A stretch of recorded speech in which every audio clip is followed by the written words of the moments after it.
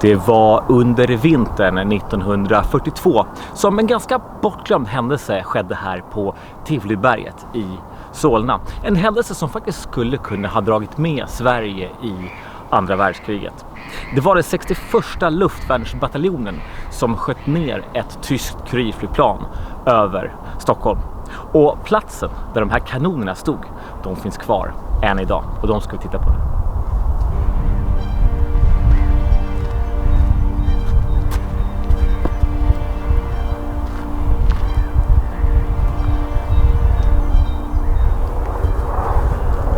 Ja, det var här uppe på Tivoliberget i Solna, bara 5 minuter ungefär från tunnelbanan i Bergshamra, som den 61:a luftvärnsbataljonen var placerad.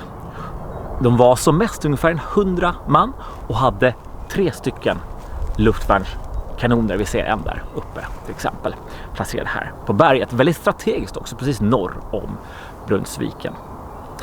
Och anledningen till varför det kunde komma en situation där vi sköt ner ett tyskt kurirflygplan över Sverige var att tyskarna hade fått tillstånd att flyga i avsedda korridorer över Sverige. Och skulle tyskarna inte hålla sig till de här korridorerna, då hade Sverige rätt att skjuta ner flygplanen. I det här fallet så ska det vara precis en sån händelse som skedde. Det var februari, mitt i vintern, mitt under andra världskriget, som ett tyskt flygplan, ett kurirflygplan, kom från Oslo och flög mot Finland. Och tyskarna höll sig inte inom den här korridoren. De flög alldeles för långt söderut. Så vad som hände var att luftvärnet här uppe på berget, de sköt ett varningsskott. Det skulle de alltid göra. Tyskarna skulle då korrigera sin position in till korridoren. Men den här natten så skedde inte det.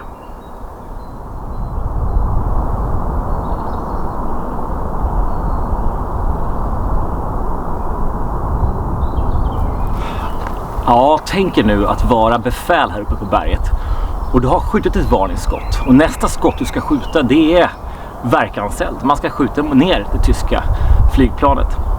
Tänk de tankarna som måste gått i befälets huvud, veta det att konsekvenserna av att vi skjuter ner ett tyskt flygplan, det kan ju vara att Sverige blir involverat i andra världskriget. Att det kommer ett tysk hämndaktion mot Sverige, kanske med 10-tusentals döda som följd.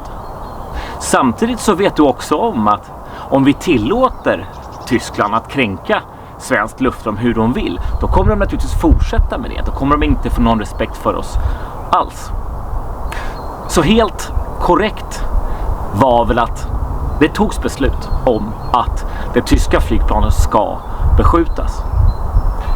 Skottet går iväg. Man skjuter iväg en granatkartege, heter det. Den var ungefär 7 cm tjock, vägde 6,5 kilo ungefär. Och vad som händer med en granatkartege skjuts iväg, det är att den skjuter ut blykulor mot det tyska flygplanet. Och det här skottet, det blev en fullträff. Manskapet här uppe på berget, de hurrade naturligtvis att de hade skjutit ner ett tyskt flygplan. Och flygplanet, det börjar kränga och wobbla lite grann i luften så här. Man ser att det är träffat. Men vad som händer är att flygplanet lyckas nödlanda borta på Bromma flygplats. Det finns 2 piloter med. Den ena blev allvarligt skadad och tog sig sen till Karolinska sjukhuset där han fick vård. Och han var tydligen fly förbannad då, enligt utsago, och skulle ha yttrat att vänta ni bara, fyren kommer.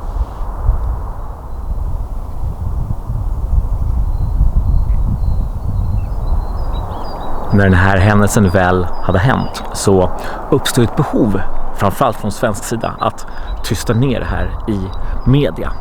Och anledningen var ju naturligtvis att det fanns nazistsympatisörer i Sverige som säkerligen med glädje skulle ha spridit det här till tyskarna och forcera fram en tysk hämndaktion mot Sverige. Men timingen var väldigt bra för Sveriges del. Det här var vintern 1942 i februari om jag minns rätt. Och var precis efter att Operation Barbarossa hade gjort att Tyskland hade haft stora förluster mot marschen mot Moskva. Och de skulle precis inleda Operation Blau, alltså mot södra Sovjet. Och kanske var det just därför som tyskarna kände att vi kanske inte behöver ytterligare en front att strida på just nu. För Sverige lyckades att tysta ner den här händelsen. Det står ingenting i svensk media, inte heller i tysk naturligtvis. Och det här gör att den här händelsen, det är ju egentligen kanske då en icke-händelse. Men för svensk del så är den faktiskt historisk på så sätt att 61:a luftvärnsbataljonen här uppe på Tivleberget, det var den enda gången som Sverige använde verkanseld mot tyska flygplan.